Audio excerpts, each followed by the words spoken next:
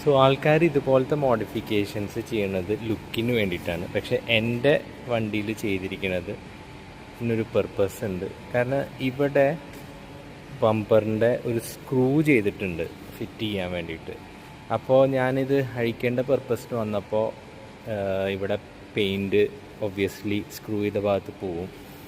അപ്പോൾ ഇതിന് എല്ലാ തവണയും ഇങ്ങനെ റീപെയിൻറ്റ് ചെയ്യണതിന് പകരം ഈ ആക്സസറി ഞാൻ ഇവിടെ ഫിറ്റ് ചെയ്തുകൊണ്ട് എനിക്കിത് റിമൂവ് ചെയ്തിട്ട് എപ്പോൾ വേണമെങ്കിൽ ബമ്പർ ഊരി വല്ല സർവീസോ റിപ്പയറോ എല്ലാം ചെയ്യണമെങ്കിൽ ചെയ്യാം. അപ്പോൾ അതിന് സെയിം ആസ്തെറ്റിക് പർപ്പസിന് വേണ്ടിയിട്ടാണ് ഈ സൈഡും ഞാൻ ചെയ്തിരിക്കുന്നത്.